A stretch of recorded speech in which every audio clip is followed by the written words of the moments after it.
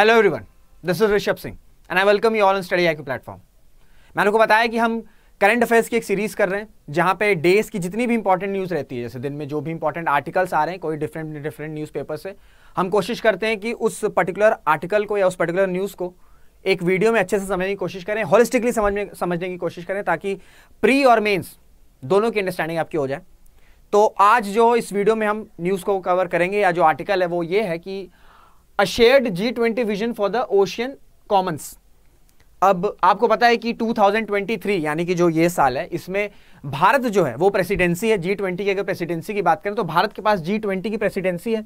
तो ये जो आर्टिकल है, ये आर्टिकल ये कह रहा है, एक ओपिनियनेटेड आर्टिकल है ये। इस आर्टिकल में जो ऑथर है वो ये कह रहे हैं कि इंडिया को G20 का जो प्रेसिडेंसी का प्लेटफॉर्म है उसको उस तरह से यूटिलाइज करना चाहिए ताकि जो ओशन के रिसोर्सेज हैं उस पे सभी देश कैसे एक साथ आके बिना किसी लड़ाई झगड़े के, बिना किसी कॉन्फ्लिक्ट के सभी ओशियन के रिसोर्सेज को यूटिलाइज कर सके। क्योंकि आपको पता है कि इस वक्त ओशियन के जो रिसोर्सेज हैं वो काफी ज्यादा इंपॉर्टेंट है और आपको पता होगा कि ओशियन को लेके, ठीक है, ओशियन में डोमिनेंस को लेके कई सारी जो कंट्रीज हैं उनके बीच कुछ ना कुछ कॉन्फ्लिक्ट भी हो रहा है। आप चाइना की बात कर सकते हैं, वो साउथ चाइना सी में अपना क्लेम कर रहे हैं, ठीक है। इधर यूएसए जो है, यूएसए चाह रहा है कि यूएसए की प्रेजेंस आपका इंडो पैसिफिक में रहे। तो इस समय ओशियन की अगर बात करें और स्पेसिफिकली ओशियन रिसोर्सेज की बात करें तो उसमें जितने भी बड़े बड़े देश हैं, जितने भी सुपर पावर्स हैं, वो कहीं ना कहीं ये चाह रहे हैं कि उनका डोमिनेंस ओशियंस पे रहे ताकि वो इजीली एक्सट्रैक्ट कर सके ओशियन रिसोर्सेज को। It's all down to ocean resources.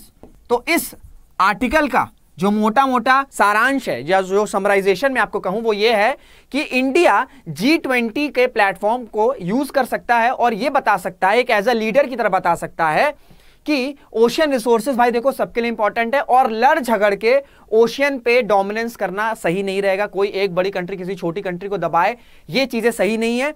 सभी देशों को एक साथ आना होगा और सस्टेनेबल तरीके से, ठीक है, बिना किसी कॉन्फ्लिक्ट से ओशियन रिसोर्सेज को या ओशियंस पे अपने हिसाब से यूटिलाइजेशन करना होगा। तो ये है एक मोटा मोटा आपका समराइजेशन। अब ये सोचिए कि ओशियन रिसोर्सेज इंपॉर्टेंट क्यों है। क्योंकि देखिए, लैंड रिसोर्सेज की अगर हम बात करें तो लैंड रिसोर्सेज लिमिटेड होते हैं, ठीक है। किसी भी कंट्री में जो लैंड रिसोर्सेज होते हैं वो लिमिटेड होते हैं और लैंड रिसोर्सेज को एक्सट्रैक्ट करना, यानी कि जमीन के अंदर जो रिसोर्सेज गड़े हैं उनको एक्सट्रैक्ट करना, वो एक तो कैपिटल इंटेंसिव है और साथ ही साथ उसमें पॉल्यूशन के भी बहुत ज्यादा चांसेस होते हैं और एक समय आता है कि लैंड रिसोर्सेज जो होते हैं वो डिप्लीट कर जाते हैं, यानी कि खत्म होने लगते हैं। तो इस वजह से ओशियन रिसोर्सेज बहुत ज्यादा इंपॉर्टेंट है। ओशियन रिसोर्सेज को एक्सट्रैक्ट करना, इतना ज्यादा उसमें पॉल्यूशन भी नहीं रहता, इजी भी है, हालांकि थोड़े पैसे ज्यादा लगते हैं, पर इन द लॉन्ग रन जो ओशियन रिसोर्सेज हैं वो काफी ज्यादा सूटेबल हैं as we compare with the land resources. और आप जो भी देखिए, जितनी भी आप बड़े देशों को देखिए जो डेवलप देश हैं, चाहे वो चाइना हो, चाहे वो रशिया हो, चाहे वो जापान हो, चाहे वो यूएस हो, चाहे वो ब्रिटेन हो, इन सभी देशों के पास एक लंबा खुद का कोस्ट लाइन है। कोस्ट लाइन समझ रहे हैं ना, लंबा कोस्ट लाइन है जिससे वो सारी चीजें समुंदर के थ्रू, ओशन के थ्रू एक्सपोर्ट कर सकते हैं। तो इस वजह से ओशन रिसोर्सेज बहुत ज्यादा इंपॉर्टेंट हैं प्रेजेंट में भी और आने वाले समय में भी। और एग्जांपल और मैं आपको बताता हूं कि लैंड रिसोर्सेज में अगर हम सेंट्रल एशियन कंट्रीज की बात करें तो वहां पे लैंड रिसोर्सेज बहुत ज्यादा मिनरल्स हैं, बहुत ज्यादा रिसोर्सेज हैं, पर वो अभी भी इतना ज्यादा डेवलप कंट्री या डेवलप रीजन नहीं है। क्यों? क्योंकि कोस्ट लाइन नहीं है। कहां पे आप एक्सपोर्ट करोगे? आपके पास रिसोर्सेज हैं बट आप एक्सपोर्ट कैसे करोगे? शायद रशिया को कर सकते हो, शायद चाइना को कर सकते हो, एक दो कंट्रीज को अगर आप एक्सपोर्ट करोगे तो आप अपने टर्म्स से डिक्टेट नहीं कर पाओगे। तो इस वजह से जितने भी अगर आप देश को देखोगे, बड़े देश जो हैं, जितने डेवलप देश हैं, उनके पास एक अच्छा खासा कोस्ट लाइन है। इस वजह से जो ओशन रिसोर्सेज हैं वो बहुत ज्यादा इंपॉर्टेंट हैं और इसी वजह से आपका किस तरीके से जो ब्लू इकोनॉमी है उस पर काम किया जा सकता है, ठीक है, कैसे रिसोर्सेज एक्सट्रैक्ट किया सकता है। तो आपको कुछ इंफॉर्मेशन दूंगा। अगर हम G20 कंट्रीज की बात करें तो ये टुगेदर अकाउंट करते हैं आपके 45%, ठीक है, 45% आपका वर्ल्ड का कोस्ट लाइन। ये आपका इंपॉर्टेंट सेंटेंस है, आप इससे ये आपके प्रिम्स में स्पेशली आपका जो स्टेट पीसीज होते हैं उसमें तो एज इट इज डायरेक्टली पूछा जा सकता है। साथ ही साथ 21%, ठीक है, अगर हम G20 यानी कि G20 समझ रहे ना, जो 20 देशों का ग्रुप है उनको मिला के 45% वर्ल्ड के कोस्ट लाइन उनके पास है और 21% उनके एक्सक्लूसिव इकोनॉमिक जोन्स यानी कि EEZ हैं। और इसीलिए आपने एक टर्म सुना होगा ब्लू इकोनॉमी, आपने एक टर्म सुना होगा ना ब्लू इकोनॉमी। ब्लू इकोनॉमी का मतलब क्या होता है? ब्लू इकोनॉमी का मतलब होता है कि जो रिसोर्सेज एक्सट्रैक्ट कर रहे हैं, ठीक है, जो रिसोर्सेज एक्सट्रैक्ट कर रहे हैं ओशियन से, उससे क्या होगा? वो इकोनॉमी में ही ग्रो करेगा ना। वो इकोनॉमी किसी भी देश, कोई भी देश जब ओशियन से रिसोर्सेज एक्सट्रैक्ट कर रहा है तो अल्टीमेटली वो उनकी इकोनॉमी में ही काम आएगा ना, उनकी इकोनॉमी को ही मदद करेगा, चाहे एक्सपोर्ट की बात करें चाहे और दूसरे एरियाज की बात करें। तो इस वजह से इस टर्म को ब्लू इकोनॉमी कहा जाता है। तो अगर ब्लू इकोनॉमी को समझें तो ये सिर्फ आपका ओशियन डिपेंडेंट डेवलपमेंट नहीं है, ठीक है, मतलब यानी कि ब्लू इकोनॉमी को अगर हम समझे, ये आप डेफिनेशन यूज कर सकते हो एज इट इज मेंस में, क्योंकि देखिए क्या होता है ना, इस तरह के जो टर्म्स है ना, जो ब्लू इकोनॉमी हो गया, ये सारे के मैं आपसे ये कहूंगा कि आप ये डिफिनेशंस को एक दो बार अपने हिसाब से रीड कर लें और आप एज इट इज वहां पे कर सकते हैं। ये मतलब इसमें हाफाजेड आंसर्स नहीं चलेंगे, और अगर सटीक वर्ड में आप अच्छे से एक दो लाइन में दे देंगे तो इंट्रोडक्शन बहुत अच्छा हो सकता है। क्योंकि अगर आप पे क्वेश्चन आ रहा है ब्लू इकोनॉमी से रिलेटेड, तो आप एक ब्लू इकोनॉमी के बारे में कुछ 2 लाइन लिख देंगे स्टार्टिंग में, तो आपका इंट्रोडक्शन बहुत अच्छा हो जाएगा। क्योंकि इंट्रोडक्शन क्या होता है ना, किसी भी चीज का इंट्रोडक्शन बहुत ज्यादा इंपॉर्टेंट होता है। इंट्रोडक्शन एक हुक क्रिएट करता है, ठीक है, और जो भी आपके एग्जामिनर जो चेक करें उनको लगता है कि हाँ कुछ नॉलेज है, आगे पढ़ना चाहिए, तो इसलिए इंट्रोडक्शन बहुत ज्यादा जरूरी है। तो अगर हम ब्लू इकोनॉमी की बात करें तो वो सिर्फ आपका एक ओशन डिपेंडेंट इकोनॉमिक डेवलपमेंट नहीं है, ये साथ ही साथ आपका इंक्लूड करता है सोशल डेवलपमेंट और साथ ही साथ इन्वायरमेंट और इकोलॉजिकल सिक्योरिटी भी। क्योंकि भैया ओशन रिसोर्सेज, अगर हम ओशन रिसोर्सेज एक्सट्रैक्ट कर रहे हैं तो हमें जो भी देश एक्सट्रैक्ट कर रहा है उनको ये ध्यान में रखना चाहिए कि मरीन क्रिएचर्स जो हैं, जो मरीन एनवायरनमेंट है वो कहीं ना कहीं डैमेज ना हो। क्योंकि अगर वो डैमेज होने लग जाएगा तो उससे जो बायोडायवर्सिटी है, जो वर्ल्ड की बायोडायवर्सिटी है, वो कहीं ना कहीं हार्म करेगी, और जो कि इन्वायरमेंट के लिए अच्छी बात नहीं है। क्योंकि आपने देखा होगा अक्सर कि बहुत सारे और मरीन क्रिएचर्स में, ठीक है, मरीन क्रिएचर्स में जो कि बहुत ज्यादा ओशियन के नीचे हैं, वहां तक भी प्लास्टिक्स की रीच पहुंच जा रही है। इस वजह से सिंगल यूज प्लास्टिक को बैन किया गया है, ठीक है। तो इस वजह से ब्लू इकोनॉमी का मतलब सिर्फ ये नहीं है कि हम ओशियन से रिसोर्सेज एक्सट्रैक्ट किए और हम अपनी इकोनॉमी पे उसे डाल दिए, ये नहीं है। साथ ही साथ ब्लू इकोनॉमी आपका इंक्लूड करता है सोशल, इन्वायरमेंटल और इकोलॉजिकल डेवलपमेंट भी, यानी कि वो सोशली होना चाहिए, यानी कि ऐसा नहीं कि एक ही कोई कंट्री है उस पर डोमिनेंस कर लिए, साथ ही साथ जो रिसोर्सेज एक्सट्रैक्ट हो रहे हैं वो इन्वायरमेंट फ्रेंडली हो और इकोलॉजिकल डेवलपमेंट, इकोलॉजिकल सिक्योरिटी के साथ में हो। इसी वजह से जो हमारे प्राइम मिनिस्टर हैं, ठीक है, नरेंद्र मोदी जी, उन्होंने एक स्टेटमेंट दी थी, उन्होंने कोट कहा था कि टू मी द ब्लू चक्र in India's flag represents the potential of the ocean economy.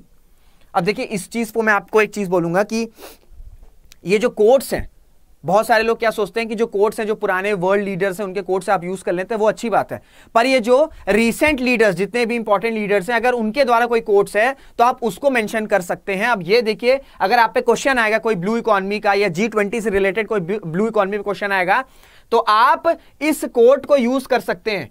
साथ ही साथ आपके ऐसे में ये स्टेटमेंट आ सकता है कि टू मी द ब्लू चक्र in India's flag represent the potential of the ocean economy. ये स्टेटमेंट किस हिसाब से या किस जगह पे या किस चीज को पॉइंट कर रहा है।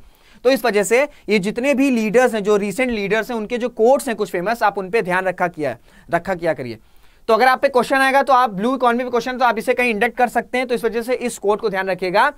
तो ये जो स्टेटमेंट है वो ये बताता है कि ओशन इकोनॉमी कितना ज्यादा इंपॉर्टेंट है इंडिया के लिए भी। इसी वजह से हमारे जो प्रधानमंत्री हैं वो ब्लू इकोनॉमी पे काफी ज्यादा फोकस रहते हैं। तो मैंने आपको कुछ फैक्ट्स बता दिए। एक तो ये 45% और 21% ये फैक्ट्स याद रखिएगा, कभी कभार आपसे स्ट्रेट अवे प्रीलिम्स में क्वेश्चन पूछा जा सकता है। तो अभी मैंने आपको आर्टिकल बता दिया कि आर्टिकल क्या बता रहा है। आर्टिकल ये ओपिनियन दे रहा है कि इंडिया को G20 का जो प्लेटफॉर्म है, क्योंकि उसके इंडिया के पास अभी इस साल प्रेसिडेंसी है, तो उसको इस प्लेटफॉर्म का इस्तेमाल इस तरह से करना चाहिए कि जो भी ये ब्लू इकोनॉमी का इशू है उसको रिजॉल्व करना चाहिए, और एक एज अ रिप्रेजेंटेटिव, एक एज अ लीडर G20 के प्लेटफॉर्म में बोलना चाहिए कि हम जितने भी देश हैं हमें साथ में आके ब्लू इकोनॉमी पे काम करना पड़ेगा। कोई भी कॉन्फ्लिक्ट, अगर किसी भी देशों के बीच कॉन्फ्लिक्ट अराइज हो रहा है, जैसे साउथ चाइना सी की बात करें, तो जितने भी आपके देश हैं इन्वॉल्व हैं, उनसे कहीं ना कहीं चाइना के कुछ ना कुछ टेंशंस चल रहे हैं। तो ये सारे टेंशंस को रिजॉल्व करना चाहिए, और ऐसा नहीं होना चाहिए कि ओशियन किसी एक देश को बिलोंग करता है, सभी को, ठीक है। नेचुरल रिसोर्सेज है, ठीक है, नेचुरल रिसोर्सेज किसी एक को नहीं बिलोंग किया जा सकता है, सबको साथ में आके एक मत पे रह के ब्लू इकोनॉमी की तरफ काम करना है। ये एक आपका जो आर्टिकल था वो इसका ऑब्जेक्टिव था। अब हम कुछ देखेंगे कि एक्स्ट्रा इंफॉर्मेशन मैं आपको बताता हूं कि जो इंडिया का इनिशिएटिव है ओशन के लिए वो क्या क्या है। ठीक है, ये आपके एग्जाम के लिए इंपॉर्टेंट है। कई सारी इस तरह की स्कीम्स आ जाती है और पूछ लिया जाता है कि ये स्कीम का क्या ऑब्जेक्टिव है। तो आर्टिकल के थ्रू मैंने समझा दिया और जो एक्स्ट्रा इंफॉर्मेशन है वो भी मैं आपको प्रोवाइड करने की कोशिश करता हूं। तो सबसे पहला इनिशिएटिव है आपका सागरमाला इनिशिएटिव। अब ये क्या करता है, ये करता है आपका पोर्ट लेड डेवलपमेंट, यानी कि पोर्ट्स का डेवलपमेंट हो सके। ठीक है, क्योंकि अभी भी अगर हम ब्लू इकोनॉमी की बात करें तो इंडिया का जो इंफ्रास्ट्रक्चर है वो अभी बहुत ज्यादा एक हाई लेवल पर नहीं चला गया। अभी इस इंफ्रास्ट्रक्चर पे काम करने की जरूरत है। इस वजह से सागरमाला इनिशिएटिव जो है वो लॉन्च किया गया, जिसमें क्या होगा कि पोर्ट का डेवलपमेंट किया जाएगा। फिर ship building financial assistance policy ये बनाई गई है, ये इंक्लूड किया गया। इससे क्या किया जाएगा कि इंकरेज किया जाएगा, सब्सिडीज प्रोवाइड की जाएगी कि डोमेस्टिक शिप बिल्डिंग हो सके, यानी कि भारत में ही जो नाव है, जो शिप्स हैं, उनकी डेवलपमेंट हो सके, उनकी मैन्युफैक्चरिंग हो सके। फिर नेक्स्ट इनिशिएटिव की बात करें तो वो है आपका प्रधानमंत्री मत्स्य संपदा योजना। ये किस लिए? ये आपका एक्टिवली एंडेंजरिंग करता है ब्लू रेवोल्यूशन को through sustainable and responsible development of the fisheries sector. आपसे क्वेश्चन पूछ लेगा कि प्रधानमंत्री मत्स्य संपदा योजना ये किस सेक्टर से रिलेटेड है, तो ये है आपका फिशरीज सेक्टर। और फिशरीज सेक्टर के लिए भी स्पेसिफिकली किसके लिए है कि फिशिंग को किस तरीके से की जाए, फिशिंग को आपका किया जाए सस्टेनेबल और आपका रिस्पॉन्सिबल तरीके से।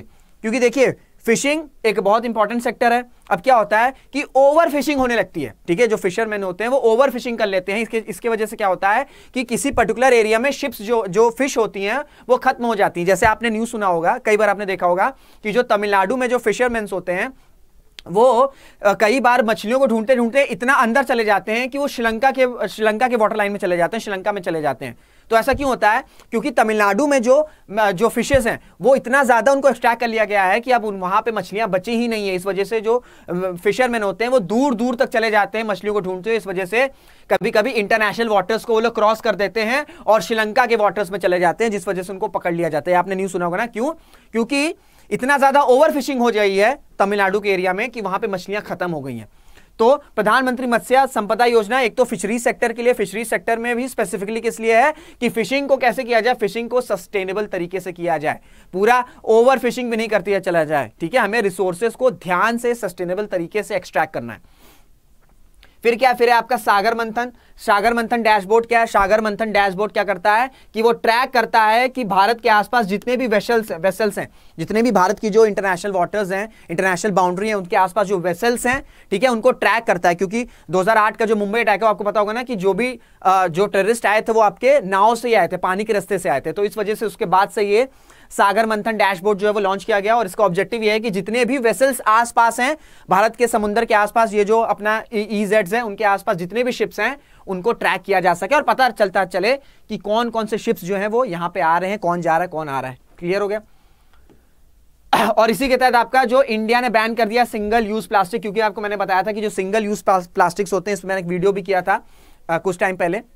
इसमें मैंने आपको बताया था कि कैसे सिंगल यूज प्लास्टिक को वो पैकेजिंग में किया जा सकता है। बायो ट्रांसफॉर्मेशन टेक्नोलॉजी पे एक वीडियो है, आप देख सकते हैं अगर आपने नहीं देखा तो, काफी इंपॉर्टेंट, उसमें मैंने कंसेप्ट आपको बताया था।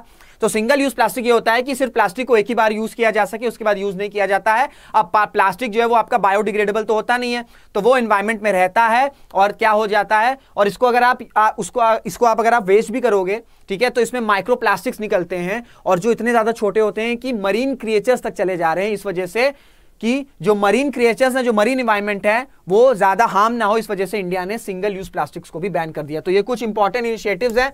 मैं आपके लिए गैप छोड़ देना, आप चाहो तो इसको स्क्रीनशॉट ले सकते हो। ठीक है, इंपॉर्टेंट सारी चीजें हैं, आपसे प्रीलिम्स में एज इट इज पूछा जा सकता है।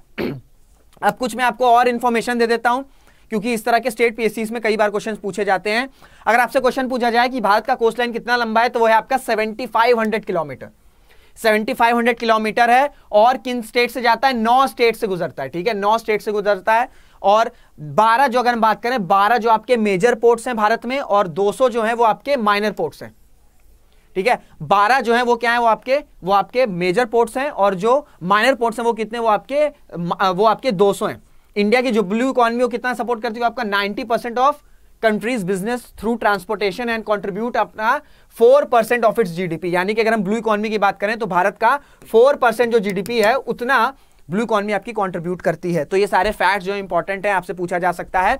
साथ ही साथ इंडिया जो है आपका इंडियन ओशन में पॉलीमेटालिक नोड्यूल्स और पॉलीमेटालिक ह्यूज सल्फाइड्स इसको भी एक्सट्रैक्ट करने के लिए काम कर रहा है। अब देखिए आपने नाम सुना होगा कि पॉलीमेटालिक नोड्यूल्स, ये आपने कई बार नाम सुना होगा ना। ये देखिए बहुत एक राउंड शेप में होता है जिसके अंदर बहुत ज्यादा प्रीशियस मेटल्स होते हैं। कौन कौन से मेटल्स होते हैं? आपका निकल होता है, कोबाल्ट होता है, आयरन होता है, मैंगनीज होता है, और ये आपका ऑलमोस्ट जो ओशियन है उनसे 4 से 5 किलोमीटर अंडर, जो डेप्थ है ओशियन की डेप्थ है 4 से 5 किलोमीटर अंडर डेप्थ में आपको ये पॉलीमेटालिक नोड्यूल्स मिलते हैं। एक आपका ये राउंड शेप में होता है जिसके अंदर बहुत ज्यादा प्रीशियस मेटल्स होते हैं। प्रीशियस मेटल्स मैंने आपको बता दिया, निकल है, कोबाल्ट है, आयरन है और मैंगनीज है। तो इसको एक्सट्रैक्ट करने के भी जो इंडिया के इनिशिएटिव्स है वो चल रहे हैं। इसीलिए मैंने आपको बताया कि ब्लू इकोनॉमी आने वाले टाइम में बहुत ज्यादा ग्रो करेगी, क्योंकि लैंड रिसोर्सेज जो हैं वो एक टाइम पे डिप्लीट हो जाते हैं, पर यही जो ब्लू, ये जो आपके ओशन रिसोर्सेज हैं ये प्रेजेंट में भी इंपॉर्टेंट है और जैसे जैसे समय आगे बढ़ेगा इसकी इंपॉर्टेंस बढ़ती चली जाएगी। इस वजह से